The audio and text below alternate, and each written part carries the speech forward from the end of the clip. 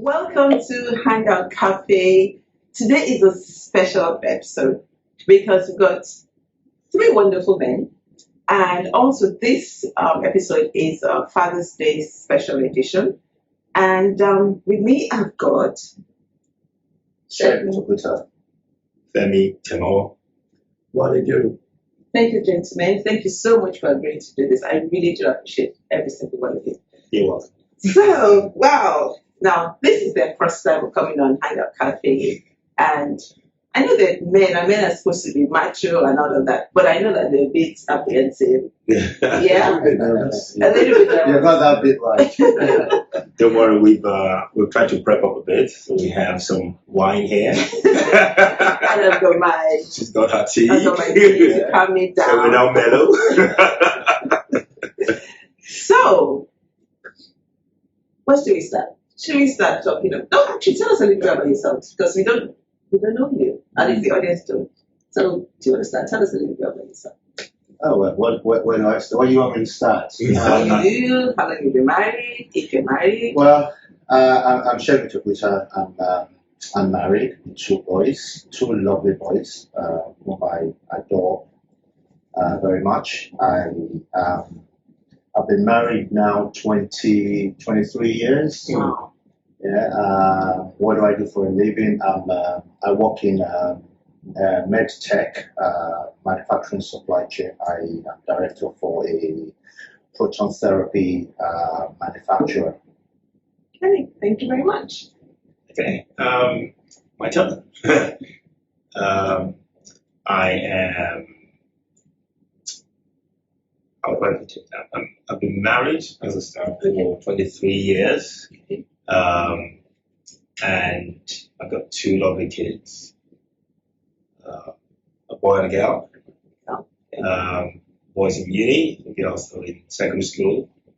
And that must be a huge gap. It's a 5-year gap. 5-year gap. Yes.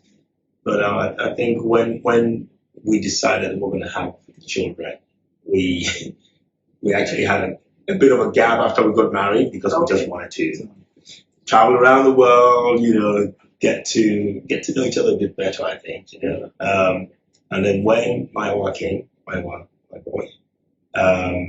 we decided that we're going to give ourselves, another gap in between, But yeah, what do I do? I work in the IT field. I'm an independent contractor. So I freelance work for any company that is ready to pay my huge wages.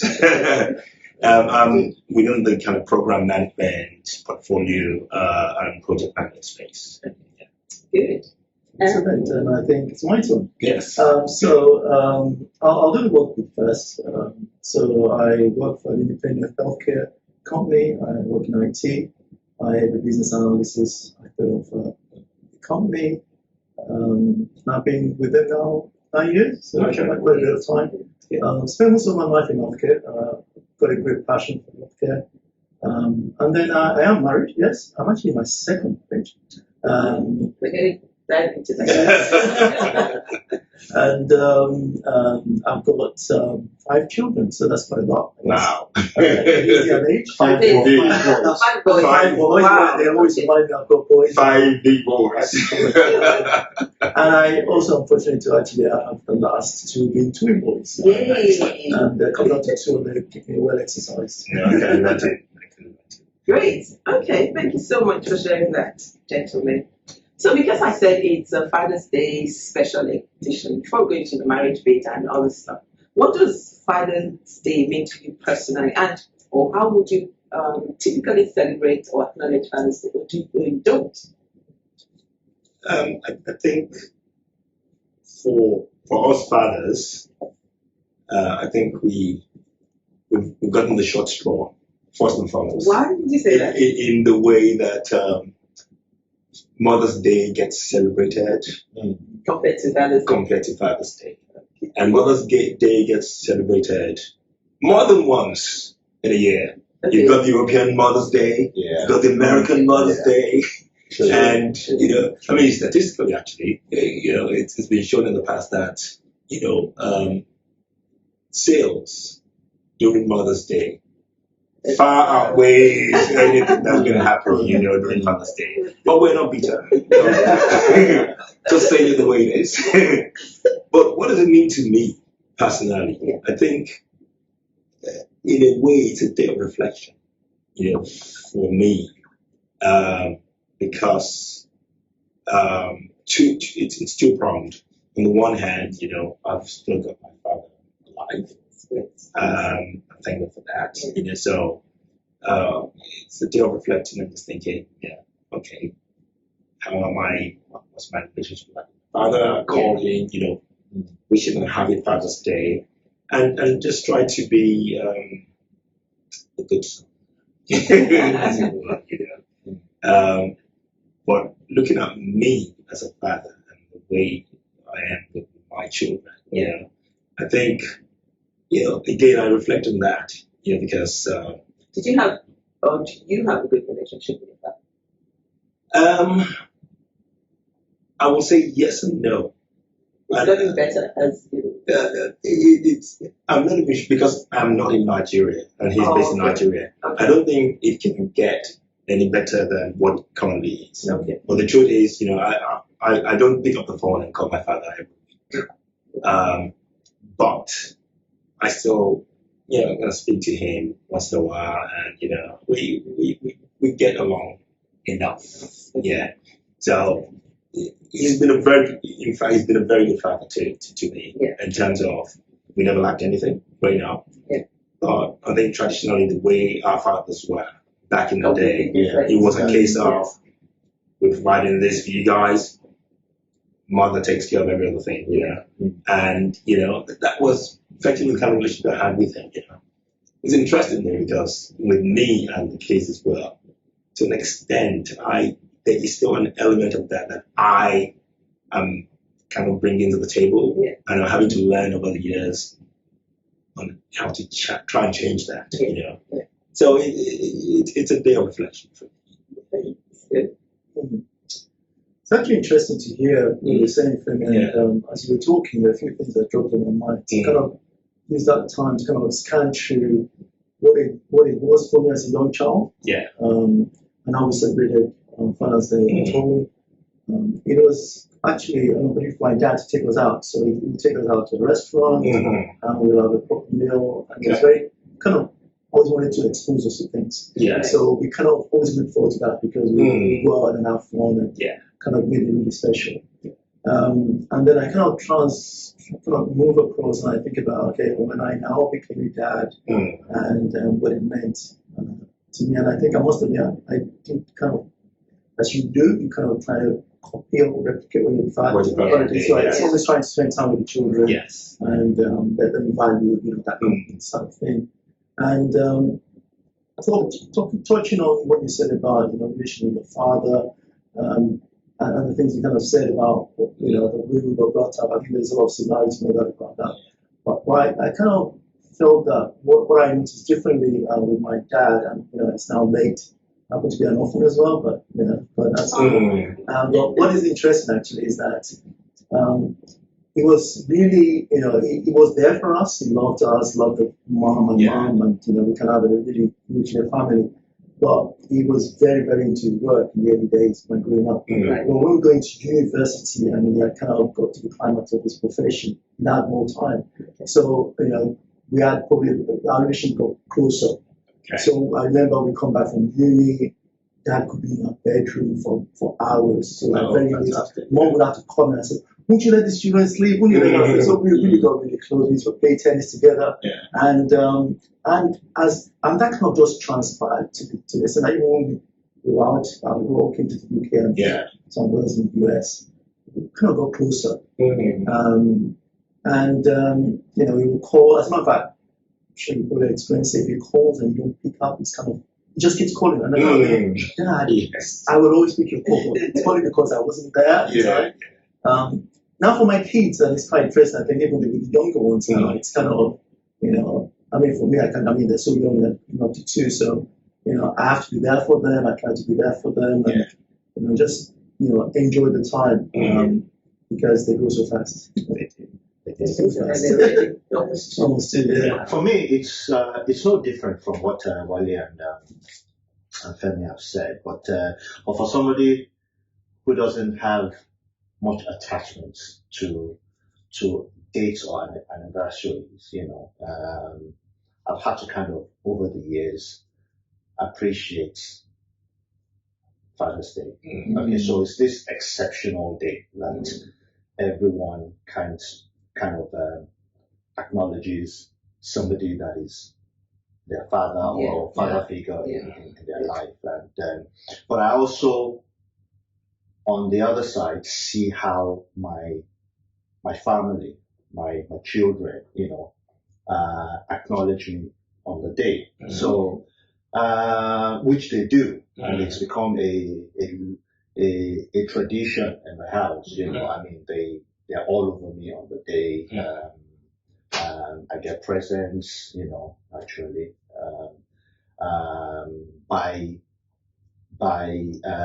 By default, we always go out to dinner on Father's Day.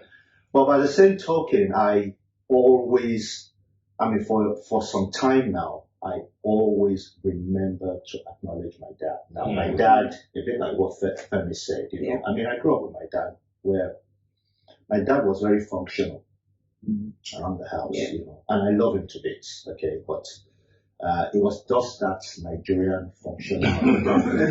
Today is different, much different. We're better friends now than so. I will always acknowledge you on Father's Day, and he will always call, even if I won't call. So we have that kind of relationship now. So I think it's a special day. Exceptional day. Whichever way you. It's amazing how I'm sure we all grew up in the same generation, and I can't remember ever celebrating Father's Day when I was younger, as in acknowledging my dad. Did you guys do that? It was not a thing Okay. at that time. Not to unless my family was different. I don't think No, that's what I'm saying. Father's Day, even Mother's Day. Mother's Day. Was never really celebrated the way We do it is now. celebrated now. But then one thing I know is that with the advent of social media, there is now a lot of attention being paid to events like this. Yes. Why? Because commercially, it makes sense. Look at Christmas. Christmas is not celebrated because it's Christmas in this country. It's all the commercial events and the shopping and whatever you want to call it. Culminating on Christmas Day, and Christmas Day is quiet. Everyone, no one's doing does anything. So I think it's just as a result of the advent of social media. Everyone wants to hype it up. This, roses, flowers, whatever you want to call it, chocolate, everything. Dinner. You spend money. Which is not a bad thing, to be quite honest. Because then you can really appreciate the loved ones you have at home as well. Okay, to the wives that will eventually get to watch this, let me say, the Mother's Day is celebrated more, they do more for Mother's Day. So next Father's Day, can you guys please just celebrate your fathers more, your husbands and fathers more, so that we can show them we're not biased towards it. Well, because the mothers carry the children for 9 whole months, so they get to be celebrated a bit extra. That is true. We cannot begrudge you guys for that. Okay, so you guys are married, and tell us how do you cope with being a husband, father, and all the other? How do you balance those roles? Good question. I think the key word is balance. Balance. Balance. Yes. I find that for you to be successful in anything that you do, you have to be deliberate, intentional about it. Okay, so and the balance comes from acknowledging every aspect of that part of your life. So the Okay. husband, father, Yeah. and Yeah. So work. when I was younger, I had energy, right? I could think through everything, Yes. and I could apportion my time for everything that was ahead of me. Okay.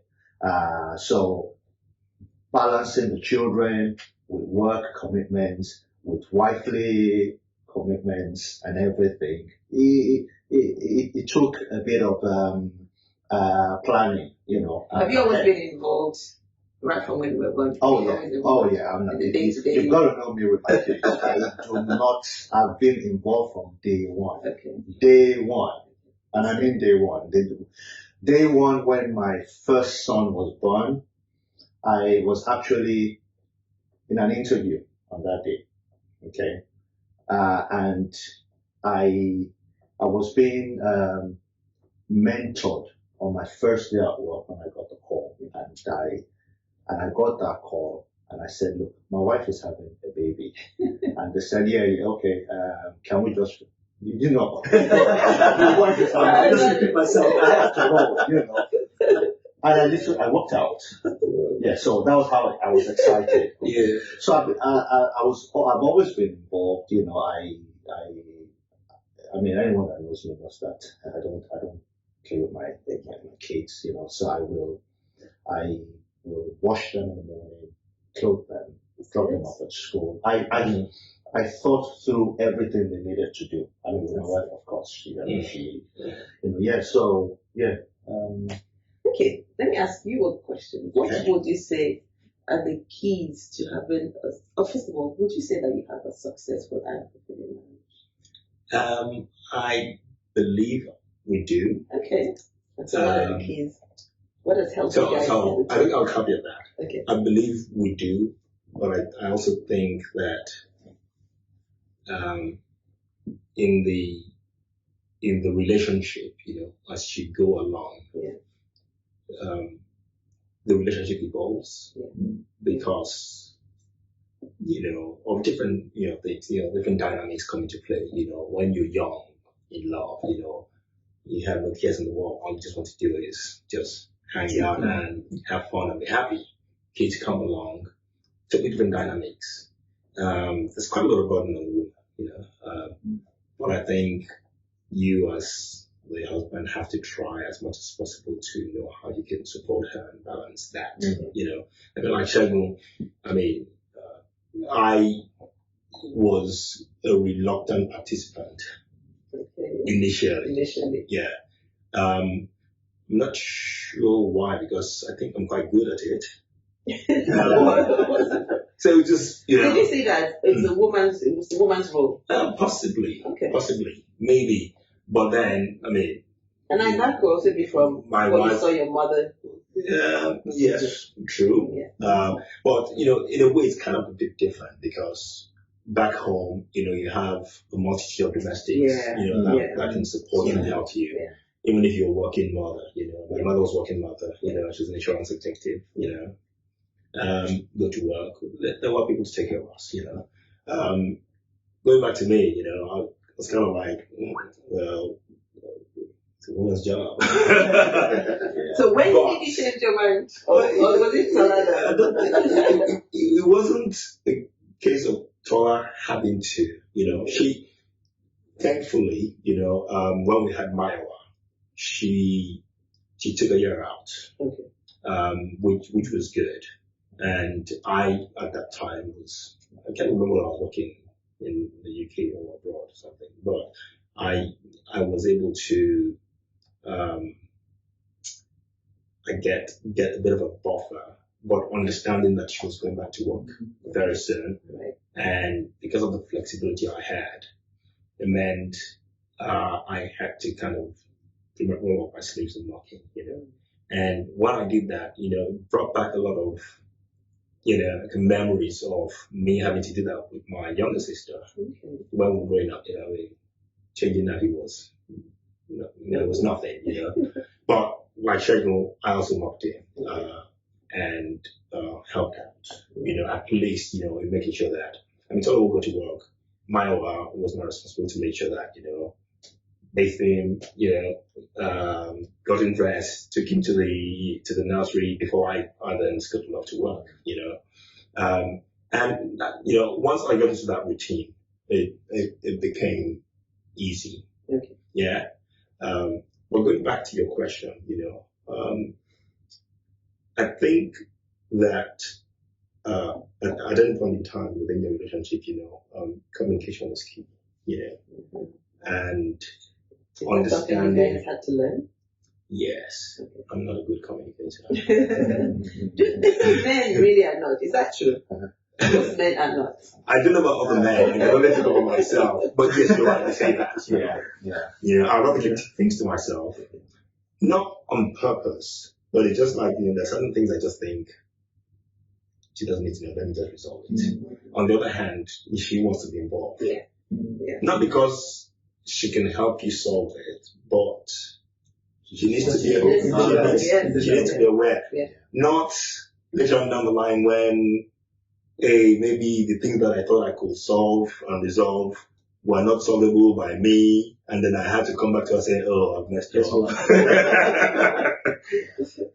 But yeah, communication is key, and I still struggle with it, and I have to be quite deliberate about, kind of making sure that, I involve her, That's one area that I know frustrates her a lot, But I think we still have a good marriage despite all that. In spite of it all. You're still standing. I'm still standing 23 years and counting, Great. Okay. So, Wale, you said this is your second marriage. Indeed. What are the lessons you've learned? That's a really good question. That you're probably now applying in the second marriage. So lessons I've learned in terms of being married and the keys of getting married. Yeah. So I think, and I hope this encourages those that are in the middle of maybe the first marriage and thinking of, can I get into a second marriage? You can always find love out there. Yeah. Obviously, you're probably a lot more apprehensive. And I was actually almost 20 years in my first marriage, so that's quite a long time. So yeah, you can actually find love out there. What have I learned over the years? Very similar. Communication is key in anything you do. So, but one of the other things I'm learning also, and it's still a process, is you actually come from two different backgrounds. Yes. And it's very easy to overlook that. Yes. And your background actually shapes you, the things you've learned, the things you know, some of it actually unconsciously. So what I'm learning to do more and more is to kind of try and understand the background that my wife is coming from. Yeah. And also an option of my background and how that might be influencing some of the ways I behave. And it's, there are little things that you don't because it's just part and parcel. It's what you've seen all your life. Yeah. It's a self-awareness of that and how that needs to shape the way you kind of manage your next marriage. Yeah. And also, and this is also key, not to try and, everything you've done in your first marriage, try and replicate in the second marriage. Yeah. I'll use a very good example. Without a doubt, I had 3 children from my first marriage. I'm kind of an experienced father. But in trying to, because of the experience you've got, you kind of need your wife to have her own experience of it. Yeah. So not necessarily try to do everything. This is the way I did it. And this kind of thing. So things you've got to be conscious that you're not doing, because one, she needs to also have the experience and enjoy it. But also, even in my marriage now, the things I'm also still learning. Yeah. Obviously, it's good to have had the experience because it guides you and kind of shapes the way you do things. But it's actually an interesting experience because it's almost relearning it, and but relearning it with knowledge and experience. Yeah. It actually is much more enjoyable. So so that's kind of the case. New things I'm learning. Yeah. Okay, let's talk. I just thought when you were talking, Yeah, and about men not wanting to share. Yeah. What do you think? I know we said maybe it's upbringing, but why? Let's dive a bit more into this. Why do men not want to share? Really? Shako, do you want to take this? So, I mean, I don't know if it is for everybody, but for me, I like to process things on my own first. Right? So I need that time to process. I mean, so there's a problem, there's an issue, or there's something, I'm processing it. Okay, I just don't want to keep talking about it. I want to understand it thoroughly before I even voice out anything. Well, And sometimes, do you think it would be good to say, look, this has happened, but I want to process it, so that she at least knows that you are processing it, not just assume that she should know. Yeah. Well, one thing is to say, but the other thing is for her to listen or to appreciate what you're saying. So sometimes she still wants to talk about it. You have said it. It's like, let's process Let's it just together. process it together. I guess in that respect, you also need to know the kind of wife you have. Yes. Yeah. So if it is someone like that that will always challenge you in trying to allow both of you to process it together, rather than you taking your space to go out and process it, But going on that topic and that thing, I also think sometimes that will be me, I must say, there are times when I don't want to say anything because I have selfish reasons for not wanting to. Okay, I think we'll go through that to an extent. So maybe there's something I wanted to go in a particular way, and I know if I speak to her about it, that I'm almost sure that there's going to be 1,000,001 questions that I'm not ready to answer those questions. It's like it's always the same thing as process. But I know where I want the whole direction of that conversation and the action to go. So sometimes it's almost kind of like in my own selfish way.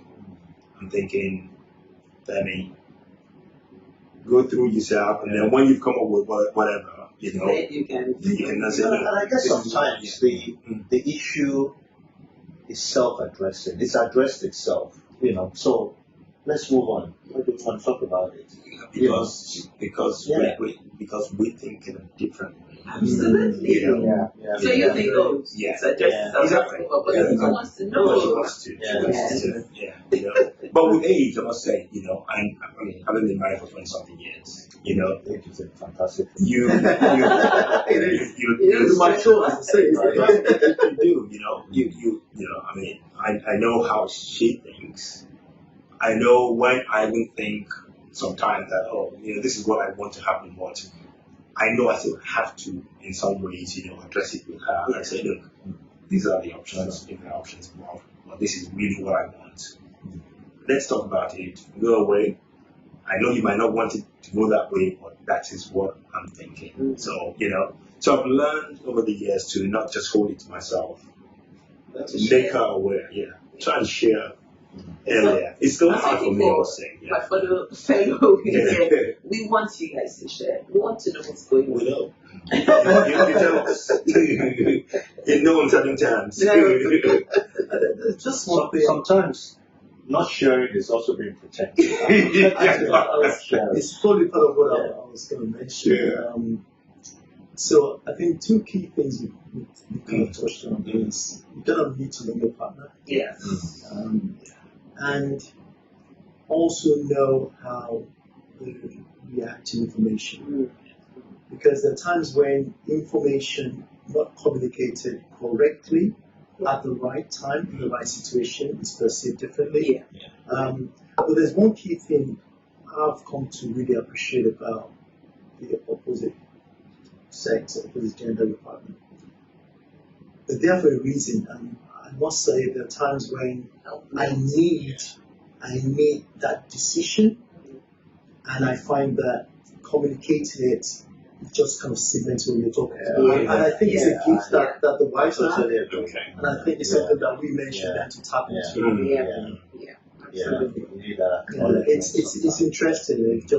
Especially when you have the thoughts, trying to decide, and they, give it to them, obviously pray about it, but the things they say, you kind of think, this must be this. And I guess that's what it's meant to be, isn't it? Let me ask a question, and this is for the younger men or people who are thinking of getting married or newly married. Is love enough?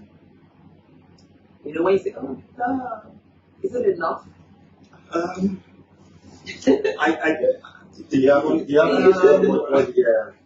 Look, that's a good question. It's a big question as well. Yes. There's more. Well, love is important. Yeah. But I don't think love is just everything. I think you will appreciate the fact that it's a journey. I think that's the key thing. It's a journey, it's a process. There will be ups and downs, there will be challenges. Some of the key things we talked about, communication. And I think one other thing I'm kind of obviously learning over the years is that, though you're married, you're actually evolving. Yeah. What I enjoyed 10 years ago or 5 years ago might not be what I'm enjoying now. The children are coming into play, your desires might change, your ambitions might change. Absolutely. Life will throw you a curveball. Yep. It's about the fact that, those things will happen. It's how you manage those things, how you communicate with it, and how you grow yourself, because, you need.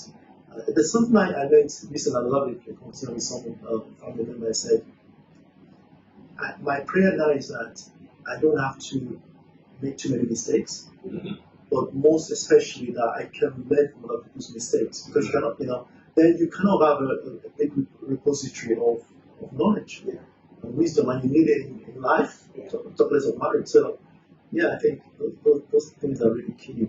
So, love is necessary, but I think, communication, it's a journey, spending time to actually grow yourselves, understand yourselves, appreciate the fact that you will change. She will change. Women change after women change, because sometimes we get a bit expanded. So so these things will happen, and but I think love does play a key role, but it's not just love. I think what I was going to add to that is what we call love, is it's a different meaning to different people. Okay. Love, as we know in the world, is I see you, I'm attracted to you. Attraction. You see me, you're attracted to me. We hang out, we go for a date. Somehow, one way or the other, we have commonalities, and we get on well, and we then decide there's chemistry, obviously, and then we want to take it to the next level, And I think that pretty much is the determining factor for young people when it comes to marriage. I get on well with him, he gets on with me. We seem to come from the same kind of background. I met his parents, they seem okay. And he's met my parents. Let's take it to the next level. That generally is what the definition of love is.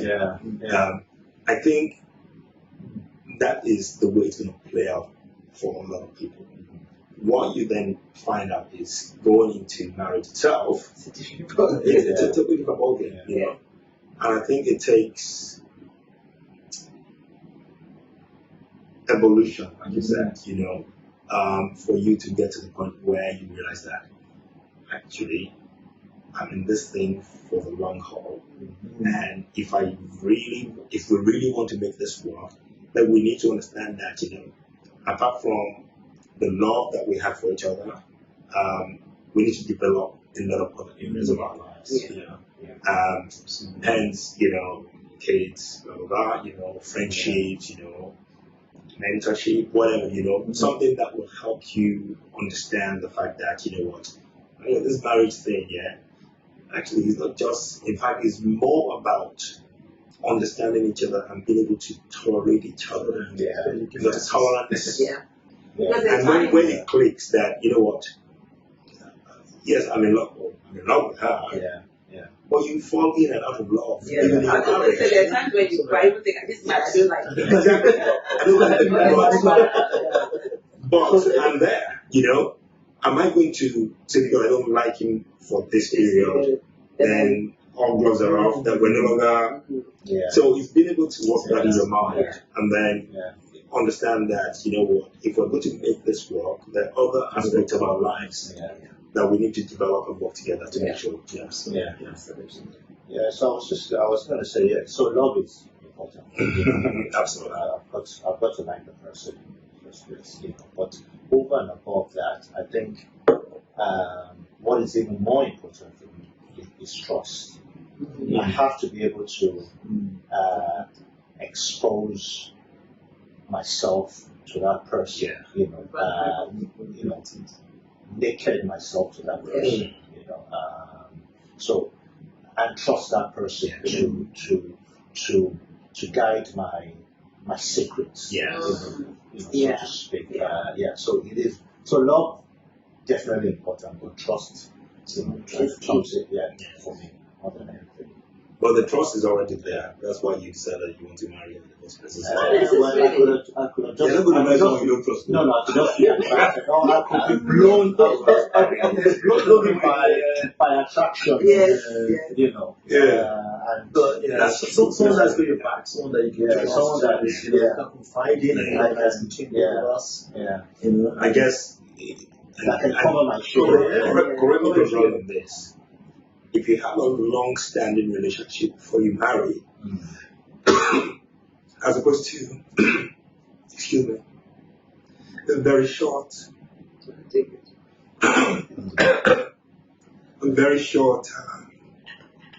relationship, and then you marry, there's a difference there, isn't there, in terms of the trust level? I guess you probably might have, because you've been in a relationship, you might have had the opportunity to ascertain certain level of trust. You could be infatuated by somebody for many years. Without really exploring. I guess what does trust mean to you? Maybe that's the question. I think it's the experiences you've gone through with the person. When you talk about you being able to be naked in front of that person, vulnerable in front of that person, and them, almost kind of guarding your nakedness. Yes.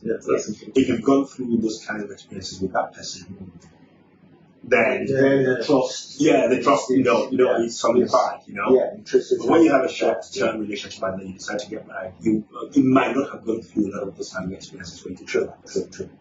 And then you get into the marriage and you have to exactly. Okay. There's something both of you mentioned. I can't remember the word you used, but I know you used mentor or mentee. I can't remember. Do you guys have mentors? Do you have people you're accountable to?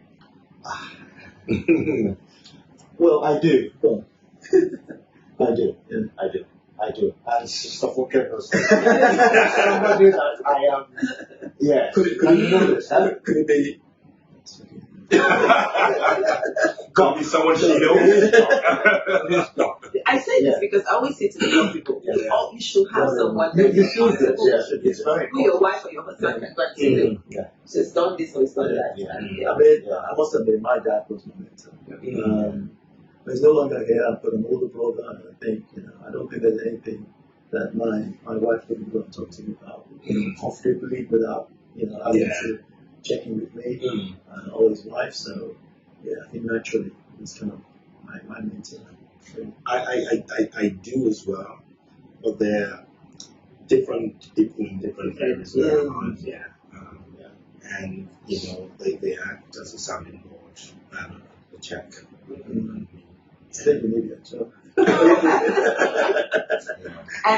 are you mentoring younger ones? Are you intentionally mentoring? Because that's key, especially in this day and age. We do totally agree. I must admit, I have tried it. Okay. So I did the mentoring scheme. Oh, okay. With Doc. Okay. And I enjoyed it. But I didn't follow through into the next round because I thought it was a bit too much. And I did mention it at that time that the conveyor belt of mentees that were coming your It way, was a lot. depending on where you were in your life, Mm. was kind of, I thought, a bit too much for me at that time, Will I do it again? I won't. I'll let you I think more than and what the intention of it is not even necessarily having to go through it, No. any, Yeah. but it just, if there's an opportunity, in your sphere of influence, wherever you are, Yeah. And I try to encourage people like that, but I'm not deliberate like that where, I would take it to the next level where I'm just encouraging them constantly and just matching them over. I think Well, I should. I think I think again, I don't do formally. I don't have any kind of structure to it. But I think that makes a lot of sense. Yeah. One should. Like Femi said, I was part of that mentoring program at one point formally, but I have one or two people in my life, that informally, mentor, people that younger people that I have to speak to or come to me. So I have to. Or being pushed your way. Talk to them. Or being pushed away. Okay, and would you or are you encouraging your children, especially once they're uni or even before them, to have mentors? That are not necessarily because I run a mentorship. I think it's important for the children to also have mentors outside of outside of the family. Even more so. I mean, Segun and I were talking about, obviously, father-children dynamic, and how, there are things. I remember when I was growing up, there are things that my father would say, "This is the direction I want you to go," and I would kick hard against it. I see that happening even in my relationship with my son now, and I know that if someone he kind of looks up to, who is an uncle, were to advise him, he probably won't take that advice, as opposed to my African dad who is telling me this is what you have to do, So you're right. I think, and going back to your question, yes, I have kind of started subtly, encouraging him, saying, he's studying law. I've got a few friends who are lawyers, I'm trying to introduce him to them. And just tell them that, you never know what you might learn from them, they're successful, what is their story? Why don't you start with that? Maybe even talking to them might actually inform you on whatever decision you need to make in terms of which part of law you want to study. So, I think it is important for them. Now, I'm going to ask you a question. How old are your older boys? Okay, so my first is 23, I'm going to be 20 actually next month. Wow, okay. And I've got a 18 and 13. 23, 18, and 13. And you have a 19 and soon to be 14 daughter. 23 and 19. Did you guys ever sit down to talk about, especially your boys, did you ever sit down to talk to your boys about sex? Oh, I did. Oh, Yeah, that's good. I did. I can't remember when, but at the time he was still in secondary school. We deliberately had that conversation. And I ask this because a lot of times women, we talk and we always talk about, oh, the girls don't do this, don't do that. And people say, well, who's talking to the boys? So it's so important. Okay. And you haven't had that conversation? I did not deliberately have that, even though we've touched on it. Okay. But he's all like, Dad, fathers are not meant to be talking about that with their kids. This is my wife. And I'm like, to be honest, I guess it was difficult. I found it a tad difficult. And but he was, I guess, in my mind, a guy who was very confident. Had good relationships with both his friends and opposite sex as well, and I kind of subconsciously thought, oh, he's okay, which is correct, obviously, but no, I did not. I was not deliberate about that. And I look at it and I think I should have. And it's not just sex, even dating, how do you, approach a woman, how do you talk to a woman and things like that. These are all things I think we should, from an early age, I think. It's not as if I did that not to do, but maybe I mean, I was from The doctor, so. I'm not sure. Yeah, sure. Yeah, Sure. I'll ask him. I think parents fall into those two bands where they are, especially in the environment we live in. Yeah. I mean that's one of the things that I remember speaking to him about, because he had a lot of female friends who would kind of they all hang out with his other mates from school, but it got to the point where let's come and hang out with us in my house. And I'm thinking, finally, this is the way of certain things, But, he kind of understood, I think, at the time. Yeah. Did you? No, I didn't. For me, it's also, I guess you could say, it was in the middle of trying to, my divorce. So it was I guess I don't want to go under the offices that I didn't have the opportunity, but life threw a curveball at me at that time. So I didn't really get the opportunity to do that. But I totally agree. It's a conversation that needs to be had. And I think. And especially the way the world is going now, with everything. And I think just to add, I think the other thing is to ensure that you actually need to go get the skills to do it. Yes. Oh, yeah. It's not just you have to be intentional to actually say, I need to have this discussion. Yes. But this is the approach. Understand. To use. Because you have to be intentional. I have to go look it up. Yeah, that's what I mean. Go be intentional. Because I was prompted to do so. Yeah, exactly. So I had to go read something, just check the internet. I trust DJ. She put it in your face. Have you had a conversation? Yes. No, you're supposed to. No, I mean, nobody told me. We just got to. Nobody. That's the thing. You evolve and you have to, the things you now have to do. Yeah. I think it's the challenges you said that our kids have to contend with now compared to our generation. Yeah. There's just so many things out there, and the information is just out there. Yeah. Easily on social media, whatever you want to do, it's out there. Yeah. And if we don't teach them at home, they'll learn it from outside. That's precisely. They will learn it from So you outside. wanted to come really from And I think also we bring up children. It's making sure they're comfortable enough with you. To be able to have those kind of conversations. That's so important.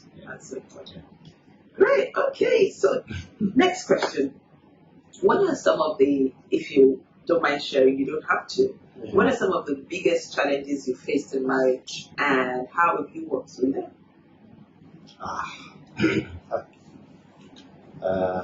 Okay. I think. Does she have time?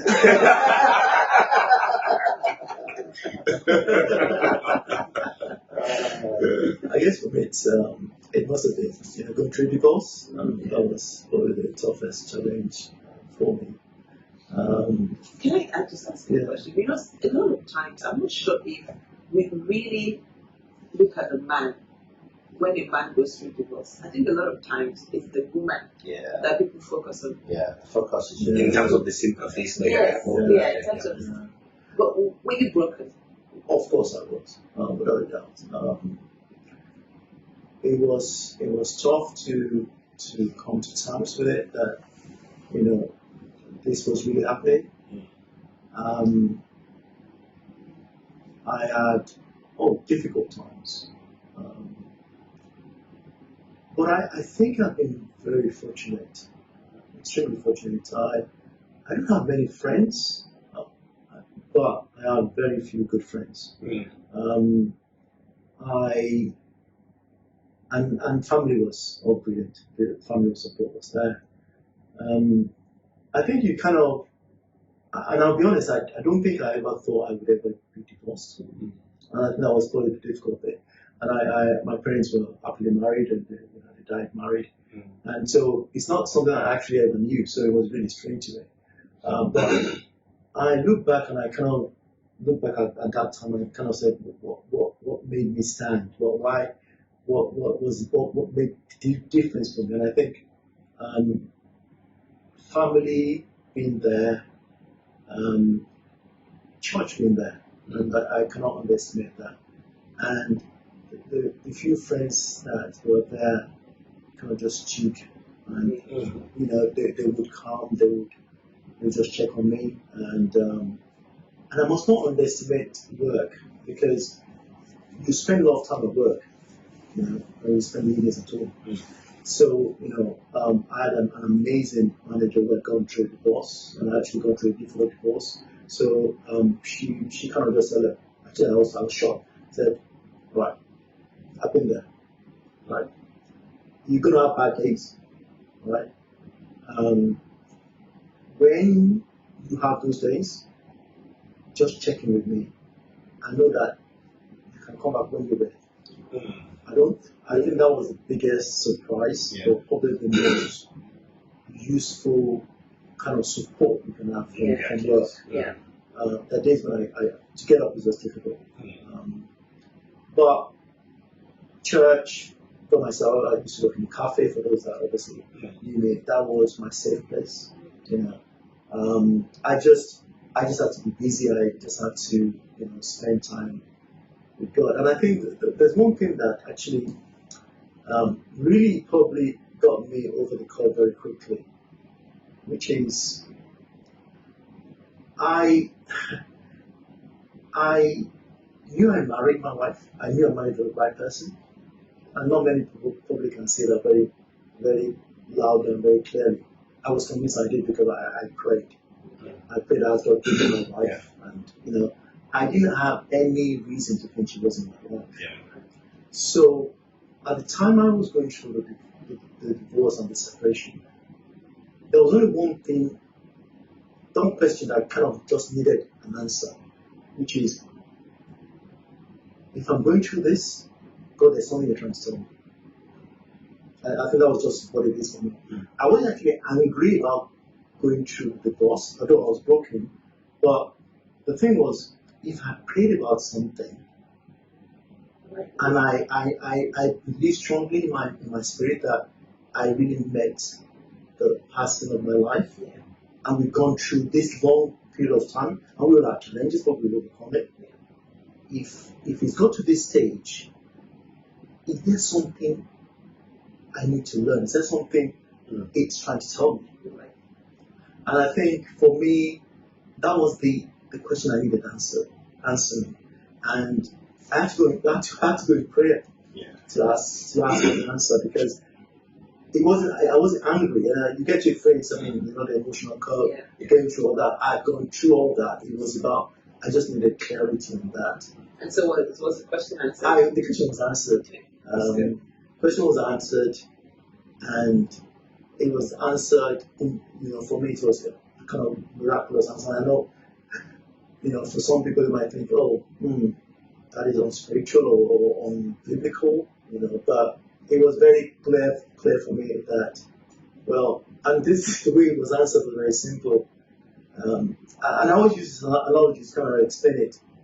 We all had children, when they were really young, and they ask you for things, and we kind of say, no, you're not having. Kids always come asking. And then you get to the stage, you actually give it to them, almost like just go. And that was the way I was answered, because I wouldn't let God rest. I was convinced. I got married to them, but I prayed. I just didn't wait for an answer. I really prayed about this. So when the answer came, it was a very clear answer. It's kind of, I'll paraphrase. It's, I know I gave you your wife, but I didn't say she was going to be there forever. Now, that answer was actually two parts for me. So it meant for me that, or the interpretation for me was, she was there, but that is where it ends. And that was important for me for closure, which is what a lot of people struggle with in divorce, is getting closure. Yeah. So that gave me closure. But the bit about that answer was also the fact that, she wasn't going to be there forever. So for me, my interpretation was that, so I'm still going to be married, but I'm not going to be married to this person. So I think it just reconfirmed for me that, I will never remain single. I will still be married. Yeah. So for me, it was, I got closure and I had to move on with my life, which is actually very important. But also very, very fortunate that I got divorced at the time, or got separated and divorced at the time where I could still pick myself up and get on with life. And then I think there was then the bit that, okay, that was my past. And I think this is one of the challenges, not only men, but even the young generation probably faces.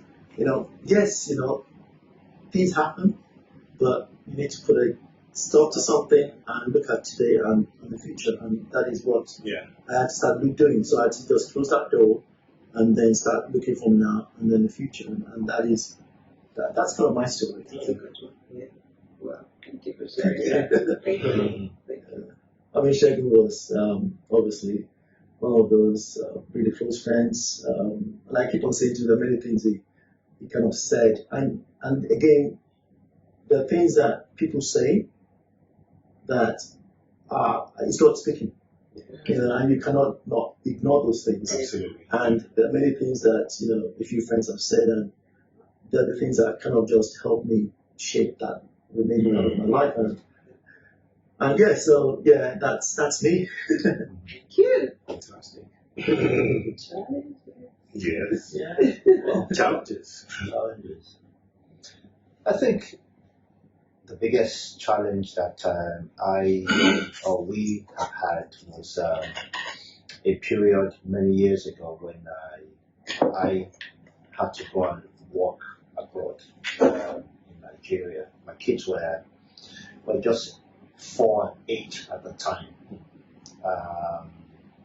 And I went. I thought I was doing the right thing, because I went to Nigeria for a role that for, I would say, economic reasons. Okay, so I was working here, but I got this incredible opportunity. So I went to Nigeria at the time, but being away from home started to put a strain on the marriage, on my family, even though I came home every 6 weeks without fail. Never missed it. And I thought I was, but unbeknownst to me, it was, and I think that was a period that was, that got more and more difficult as the years went past, 4 years. And it got to a point where, so what did I do? I just packed it in. I packed it in and I just came back. The rest is history. The rest is history, I mean, challenge-wise, I think,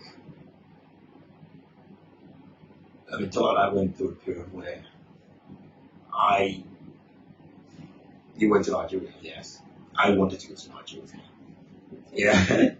And there were opportunities, that I felt were really good opportunities. I felt, and Tola told me in no uncertain terms, that she did not want to go to Nigeria. Oh, you wanted her to go, both of you to go, to relocate. Yes. So it wouldn't have been a case of, Tola, I'm going now. Okay. Okay. The kids were young enough for me to think at some point in time she would come and join me in Nigeria. Right. But I think the challenge there for me was that I didn't want a situation where I relocated to Nigeria and was alone in Nigeria by myself. Okay. Because I don't trust myself to be alone in Nigeria without my wife, there are, as they say, a lot of challenges in Nigeria.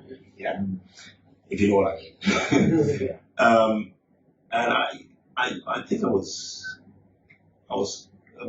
a bit angry, maybe even bitter to an extent that, I mean, all my friends are going to Nigeria, and there was a director here and there, and, here I am still doing working in a bank, and, So I'm not sure whether knowingly or subconsciously I was taking it out in the relationship in the way I was behaving, I mean, one was still young at that time, and to an extent I would say I was even still maybe even behaving a bit like a bachelor, we'll go out with boys, do whatever, I come back home late, it evolved over the years, but at that early stage, and it took me kind of sitting down and thinking it through and looking at friends who had come to Nigeria and seeing what it had done to their marriage and their family, I mean,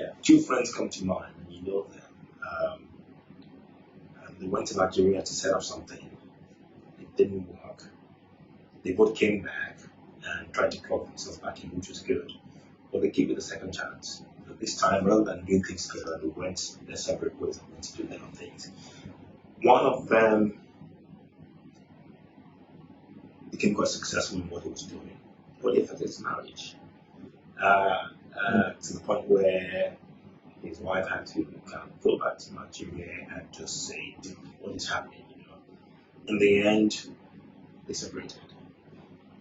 The other one, things just did not work out, and it just almost kind of severed relationship. So two different scenarios, but the key thing was they were away from their family, and I didn't want that to happen to me. And no matter how bad things were with family, I didn't want a situation where, it was because we were apart that the marriage broke up. So in the end, I kind of just realized that I had to stay and, and stop being that bitter old guy. It was tough, though. It was tough. Now, I understand that Nigerian terrain is not the easiest place to be. No. You need a lot of, I don't know what it is. Let's just It challenges you to decide what is important to you. Yes. It does. Yes. You need to decide what's more important. I mean, one thing I'll say is that a long-term separation in a marriage is not good. No. It is. It just wears the marriage down to the point where even when that trust gets broken, and it doesn't take a lot for that to happen. It's just life. Both of you go your separate ways because you're not seeing each other well. You're not there for the family, for the children as well. She's left to pretty much manage those things. When you come into town, physical separation, you're playing catch up. You're playing catch up and trying to overcompensate for the 6 weeks in your case that you've been around for. It takes a toll. I mean, if one is going to go away, make sure that you're making plans for the spouse since it's obvious and responsible. Good. Okay, how do you guys? You've been married for 23 years, and then you're relatively young. The baby of the family. The baby of the family. How do you guys spice up your marriage? Do you do anything at all? Do you have date nights? Okay. Do you? What do you guys do? It's interesting you ask that question. Yes. Because you see, life, the way I see life is in periods. Okay, so you have to look at it. Many years ago, right, was a period whereby the kids were young. Yes. The focus was always about the kids. Definitely. I mean, you hardly had time for each other. Yeah. And if you made time at all, it had to be family time. I mean, that was how I was. I mean, I think most people we couldn't do anything, and Bolaji didn't like that. She would want to do things. I can't do anything without my kids. Yeah. So that was that period. Okay. And that period went on for so long. But you see today, today is a different thing. So why? Because the kids are grown, they do things and they don't even want you around them. So today we're having, I would say, the time of our lives. We have more time. We go out a lot. We travel a lot, and it's interesting you said date nights. Yeah, there was a period where we would every week we would purpose to make a date night. Yeah. So this week, don't tell me about it, just fix something, type of thing. And it gets you thinking. So you find something, whether it's a show or just dinner or whatever, and then the following week you will do something. And we did that for a period again. And we stopped doing that, recently. But these are the sort of things that we've tried to do. Yeah. But the important thing, the key is time. It's time, finding time. I was just going to have so much time to do it now. Spiciness. When I hear spiciness, there's certain things that come to mind. But like you, I think it's that time thing, in our case, we just had one, almost kind of gone to uni. The other one is the madam of the house, and she wants your time. But we've gone through periods where we said, let's make it a point of duty. We have to, even if we're just going for walks, and then go for coffee, maybe go for dinner, whatever. The truth of the matter is that I don't believe that we've been intentional enough to actually make it stick. But it's something that we need to work on, and then just make it work. Otherwise, it's a case of I have my own interest, she has her own interest, and we're doing things separately. But there has to be that common thing that we do that we can hopefully use to spice up the marriage. But they used to have 60, 50 years. Absolutely. 60, 50 why do you think we're exercising? Now I know. My way for Ola Jomo is she needs to stop torturing us the way she tortures us. No, we exercise with her. We used to do Yes. She drives So maybe let's start with newly. Actually, what is interesting is obviously, like I said, my first marriage was married for almost 20 years. So the same kind of cycle and period where the kids is just to focus on the kids and you just hardly have time, and when you do stuff, it's all with the kids. Yes, I definitely went through that. Yeah. But knowing the importance of finding time, and like I said, the thing is the time. We've got to be intentional about the time. I'm definitely incorporating that in my new marriage. So although we have children, but luckily we have family that can come and stay with them. Okay. So we can actually purposely go out and help them stay with kids. Oh my God. And they are handful. But and I think this is the important thing. It's very easy to just continue to just get soaked into the children. Absolutely. And especially, when we were younger then, that was all we knew. And maybe our background as well, trying to always be with the family. But I think it's important that you kind of just create a time when it's just both of you. And I know, there's no time here it's both of you and she's not thinking about the children and that kind of stuff. But sometimes you don't even get a call. So, technically, they're not here, but be looked after. And I think it's just, and I also say to people, even if it means paying for someone to do it, it's time worth spending together. Absolutely. I think the fact that you've been through absolutely, and that's what I'm saying. Makes a difference. Having had the experience, I know things. I'm trying to bring the good things into my marriage and practice it because the kids are out there. Okay, wow, this has been really good. Really? Yeah, we could go on and on and on. But let me ask you, how do you? I personally believe that there's a lot of expectation placed on men. Yeah. So how do you balance the expectation placed on you as a man with the need to? How do you address your emotional needs and your abilities? Oh, first of all, let me ask you: do you believe that there's a lot of expectations on you as a man? Yes, I do. It doesn't necessarily mean that is correct. Okay. But I think, our tradition, our culture, makes us believe and feel that the buck stops with the man, And, I, to an extent, that's correct. But your partner is your helpmate, as I say, Yeah. And actually, if you look at the way we live now, and the dynamics, she's putting, her own beef on the table as well.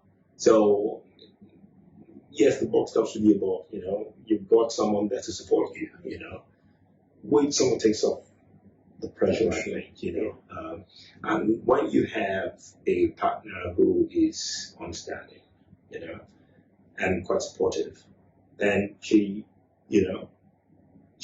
reassures you, she affirms you, and makes you realize that, we're in this together. It still doesn't stop you feeling that, that thing, I need to find a way to sort it out, and, and when there are challenges, it's interesting. Tough says, you're not there to just solve these things by yourself. You don't just go away and think it and then come back and say, oh, this is the solution. I would like to be involved. And that's where, like I said before, I've struggled. I'm thinking more like, here it is. This is the solution. Let's go with this. And it's like, okay, how did you arrive at that? Why do you need to know? That's the solution. Let's go for it. So, I learned over the years that, and I'm still learning actually, because sometimes I still almost revert to time because that's my nature, But I know that that's not the way to So for me, it's just slightly different to that. That expectation for me is almost a self-afflicted. I have a natural dispensation for service. I'm a service person, so I always believe it's my responsibility. Right. But I'm blessed by my wife, who doesn't expect much from me. So it's actually me that puts the pressure on myself. Okay, and I don't mind, because I'm just naturally wired that way. But I think the balance is that, if you know Balaji now, you can pretty much get anything done by her. So, which in a way kind of eases the pressure for me as well. So I think it's a very, very fine balance in my So you don't think there's a cultural element to it? Oh, the cultural thing. The cultural thing is what I grew up to understand. Exactly. And that is why I said it's self-inflicted, because I just do everything. How I want to do everything. But I realize, I realize actually me putting that pressure on myself. And she doesn't even expect it. So you're talking about this cultural thing. I'm reading a book now called The Power of Understanding Yourself by Dave Mitchell. Okay. And he was saying that a lot of times we may say we're self-aware, but that's where it stops. So we don't ask ourselves, why do I behave the way I do? Yeah. But for a lot of us, it's the way we're brought up. Yeah. Our fathers did this. That's how I'm going to do it. Not because you don't even think it. You don't think it. You just do it. Yes. But we need to stop. That's the way we're wired. Yes. But we need to stop and think about it. Actually. Why am I like this? Why do I react this way? That's the question we need to keep asking ourselves. Yeah. It's actually interesting to hear Femi and everything said or Segun just added. And whilst asking, I've just been reflecting on that question you asked, and how do I balance life and things. I think it's funny, but I look at my divorce. It's very difficult not to talk about it because it actually reshapes you. It's a reset button because you kind of start to, it's almost like a self-reflection, self-awareness. You kind of start to question what is the quality of life? What does it mean to you? What are we running for? What are we chasing? And you kind of then start to almost prioritize stuff. Right. So career-wise, do I need to be the director of my company before I'm happy? Right? Do I have to get all that qualification? And I'm not saying you shouldn't be ambitious to be happy. What are the other things that and actually what have you got now? And I appreciate where you are now and the things you're focused. So I kind of look back at myself and think, I don't know what that very ambitious person used to be. And I've kind of sat back and thought, well, true, I think I'm not as ambitious as I used to. Maybe it's also self-inflicted because of the way I've been wired and everything around me, parents and all that kind of stuff. But yes, I think I'm not as ambitious, but am I less happy? No, I said, I'm a lot happier because I've come to appreciate where I am and what I've got and actually enjoy what I've got better. So trying to rest when I can. I've got 2 boys. Yeah. I value sleep a lot because interesting, I find that as you get older, I'm sure I'm speaking for all of us, sleep is important. Absolutely. And little things like that, I actually value my well-being, my health, ensuring that I'm eating well, ensuring that I can exercise, ensuring that I can actually be active enough for the young kids I have. So my total perception of life and balance and all that, and also having a wife who is also, kind of within the same age group, so we kind of value the same thing, and that's also, I think that's probably being the equilibrium in our marriage as well. So it's funny, but I'm a completely different person to what I was probably 10 years ago. So and I think you're learning to enjoy the moment. The moment. Yeah. And I must say this, and this is, I probably trying to, because of recent I've got so many close friends, so many young people have died, and some of them have died for health reasons, and you kind of think, apart from obviously, big underlying medical conditions, but people just drop dead and die, and you kind of think, I made it to my age, you couldn't be me. So it's I've got a completely different view of what I want out of life now. And am I happy? Yes, I am actually happy.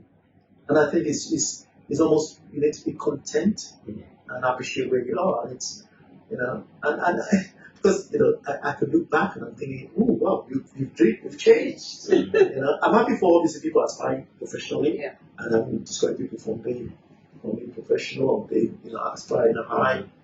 But again, one of the things I'm sure a lot of us remember, whether you reflect back when you were in school, kind of thinking that the person who had the topest grade is not necessarily the most successful person. Yeah, but at that time we know that. No. So again, it's even so. For instance, I having a conversation recently with a family member, and I said, don't kill yourself about trying to get an A. An A is good. Don't doubt about it. But enjoy what you're studying. Do your best. Yes.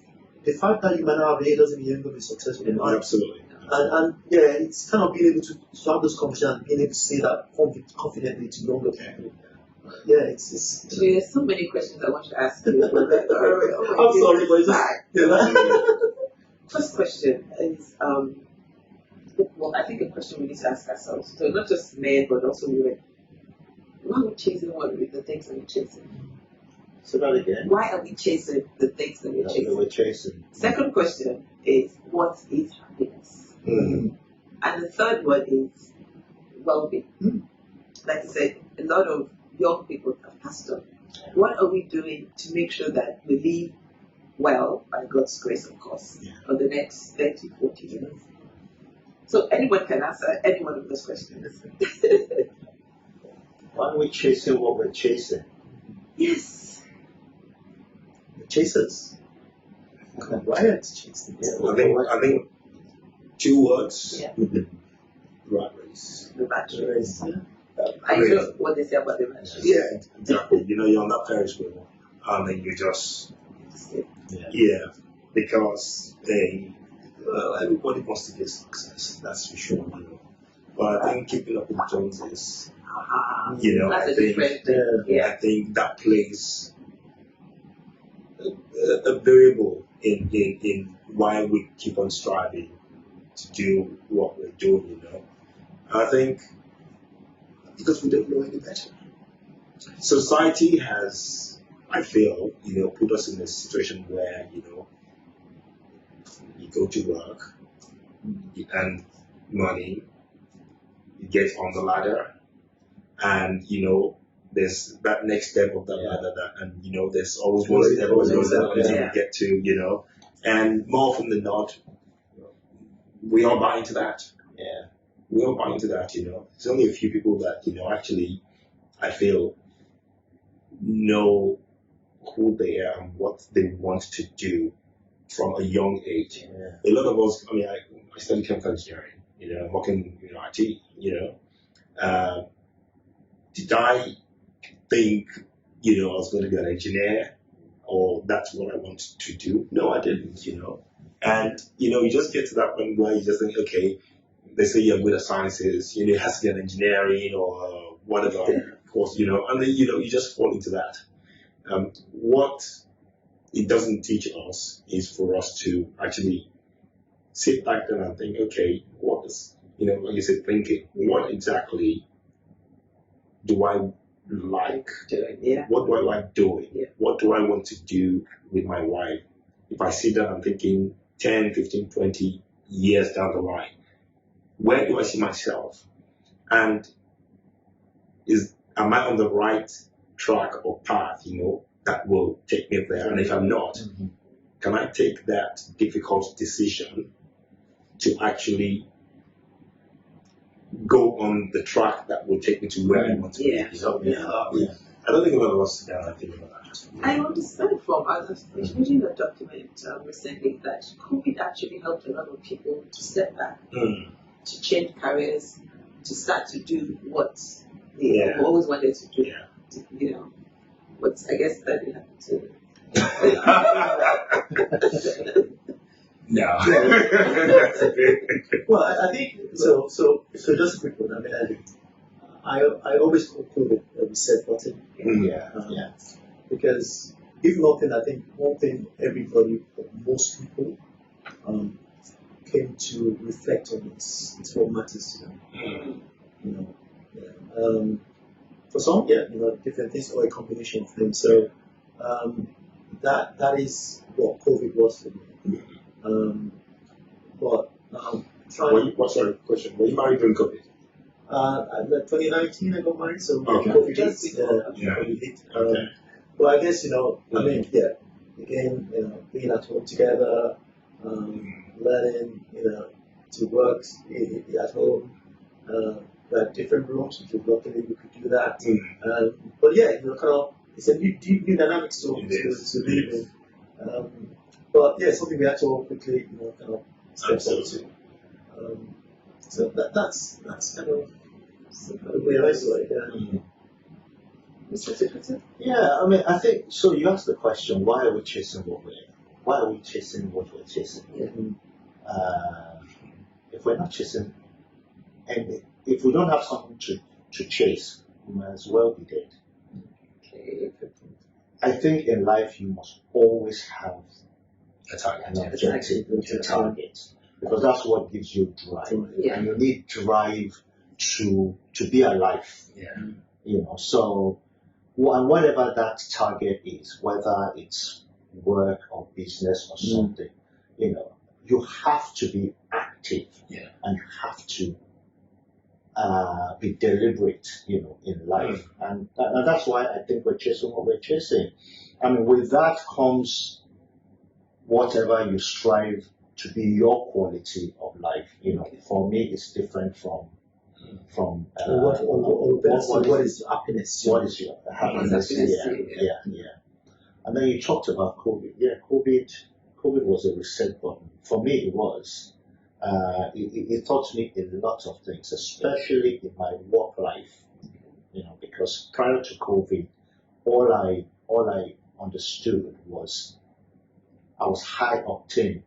I was always there, always going. Going at it for me was the drive. Now, and that was all I understood. But COVID actually forced me to stop, and I couldn't be out there. Now you can't get me to. I'm just the total opposite. I'm the reverse. Yeah. Okay. I'm slow. I'm slower. I'm But not any less effective. No, not any less effective. Don't get me wrong. And that's the key. That's the key. So you were able to harness that period. Yeah. So. What was the second question? The first, Why do we chase? Why do we chase? Yes. What's happiness to you? And then, how do you look after yourselves?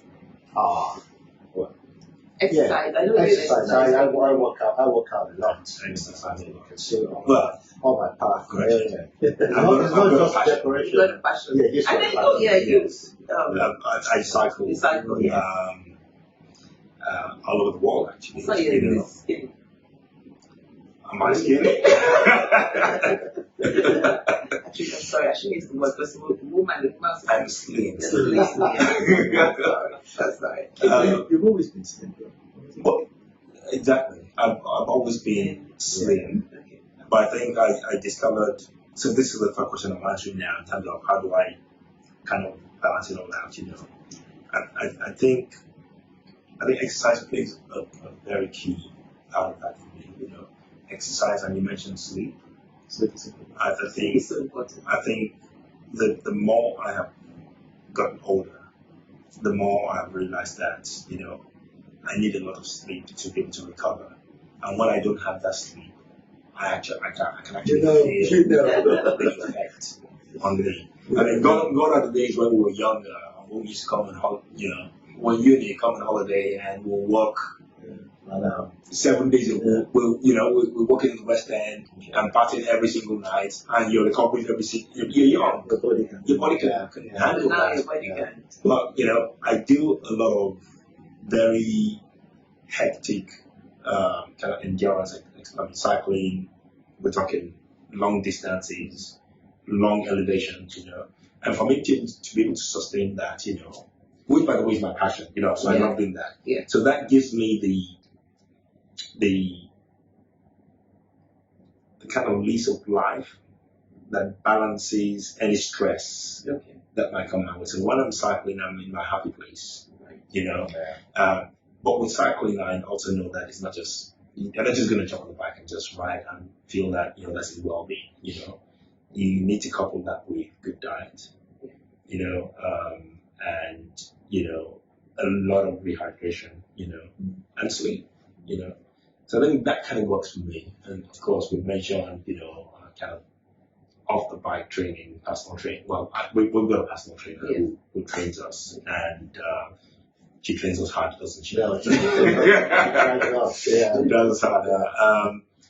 And that kind of, it helps me, I feel, to feel good within me, with my body, Talk about my wife is into, kind of eating well as well. She loves her fruits. She introduced me to vegetables a long time ago, so salads and stuff like that, There's always something green or the other on the table, I think, that somehow I just suddenly found that I actually like it. It's good. And I eat less meat, more seafood, And so the combination of all of that, helps offset any kind of stress or challenges, because the stress and challenges are never going to go. No. You know, they're always going to be there. You know? So, Do you guys go regularly for your medical checkups? Oh, yes. I can't forget mine because they always miss my birthday. Every year. I did. We do a full medical. Yes. Yes. Okay, so the final question I have for you guys, the role of faith in all of this. I know you're all church boys. Yes. So how does your faith help you with everything that you do? I think faith, it puts, for me, it puts me in check. Because to a degree, I have the fear of God. Okay. Why so degree? What I mean, so I say that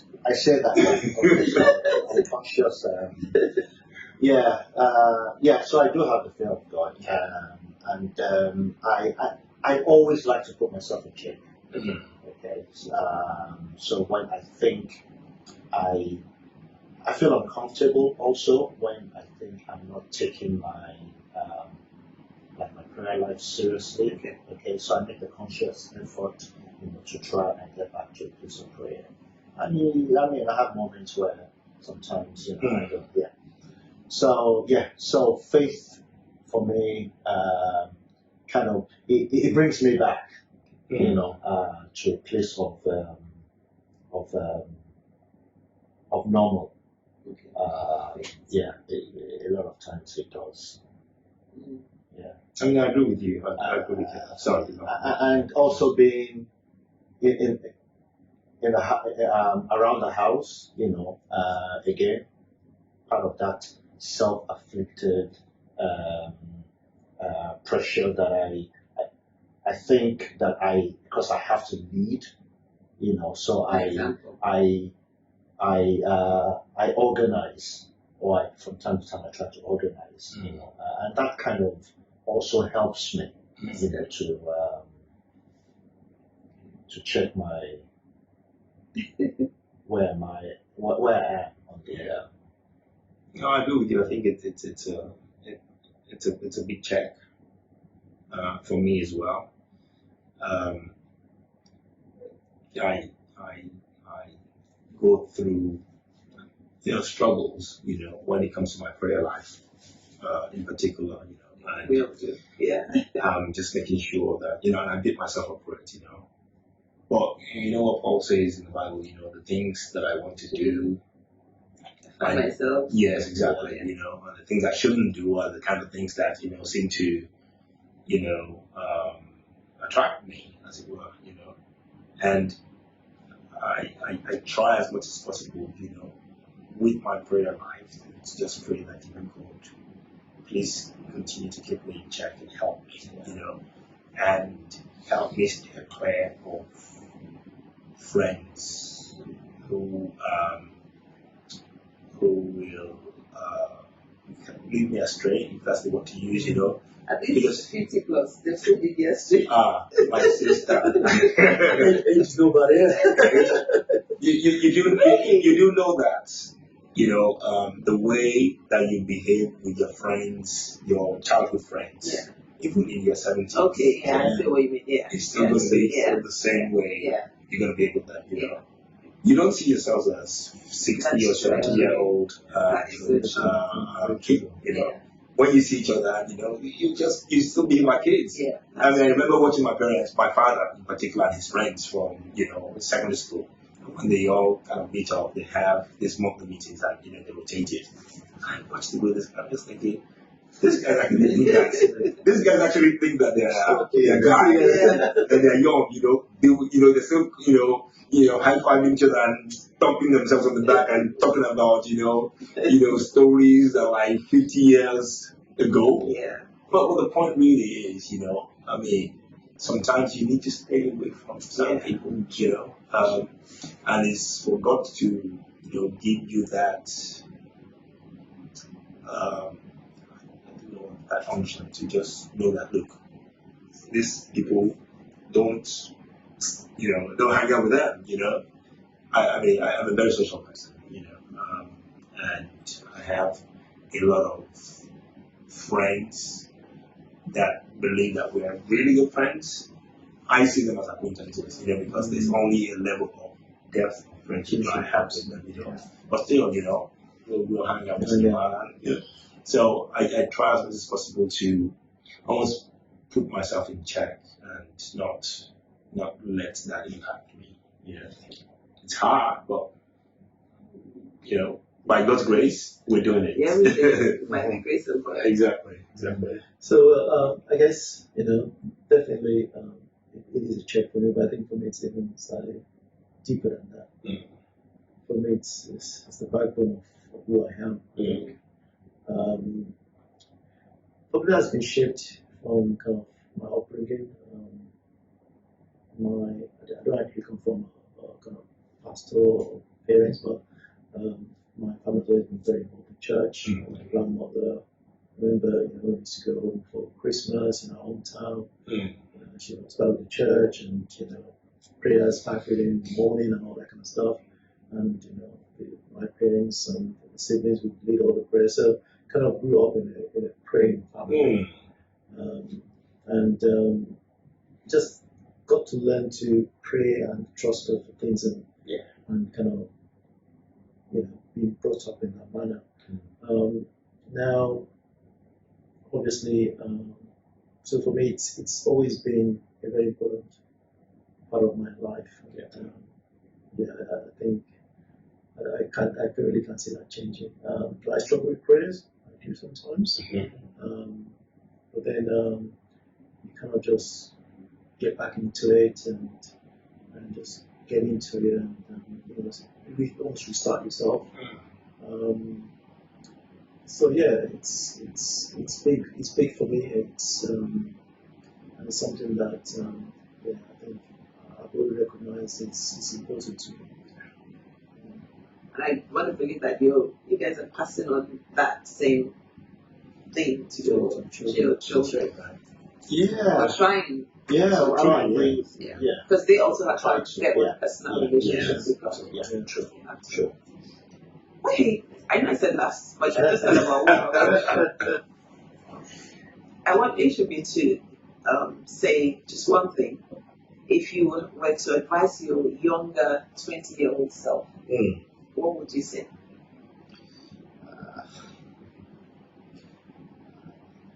I would say.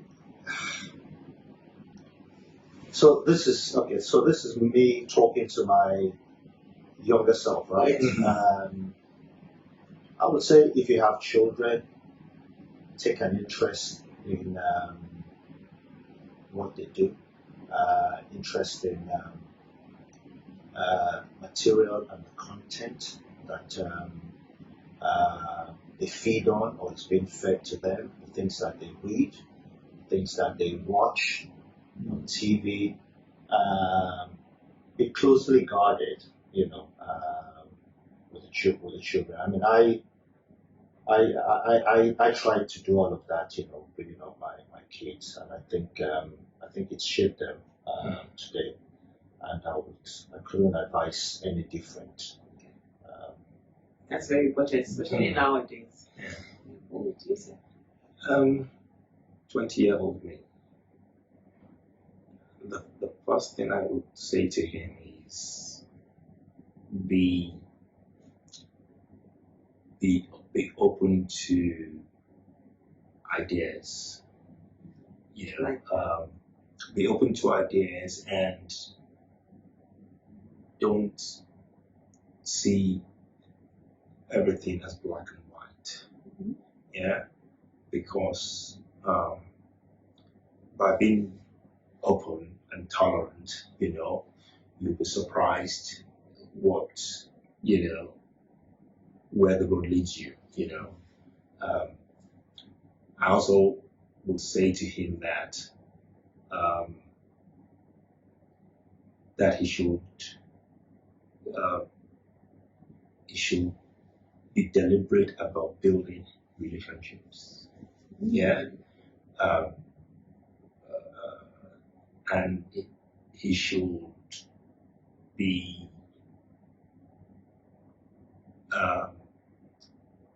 he should be willing to try a lot of things very early in his life. Yeah. Because that is the right time to do it, you know. Be bold. And if you have ideas, explore them. Explore them at that age, you know, because that's the time for you to make mistakes. That's the time for you to learn from those mistakes and then apply them to your life, later on in life. You know. So everything I had in mind. But, You can put the icing on the cake. I mean, I guess, you know, Yeah. for me, so Wale 20 years old, what am I saying to myself? Don't take everything serious. Just relax. Yeah. Learn to enjoy the moment. Try things. Try as many things. There's some things that you can only get better by making mistakes. Absolutely. Don't be afraid. Don't be afraid Yes. to make mistakes. I think that's definitely got there for me. And yeah, you know, life throws you things, but you know, just go with the flow. Yeah. Just go with the flow and enjoy it. Fantastic. Thank you so much, gentlemen. Thank you, For having us. Segun, Femi, and Wale. I really do appreciate you guys. This has been amazing. I think this has been amazing. I think it. And I hope we get a chance to meet again to talk about some other stuff. But Hopefully we will. thank you. Thanks You for open your welcome. Pleasure. you open your I think you'll find out that you enjoyed this. So it was really a long time. But now, yes, I think you enjoyed this. I don't know about that, but it was pleasant. Yeah, it's a pleasure. I enjoyed the conversation. I enjoyed the way we were just yeah. Great. Thank All right, you. excellent.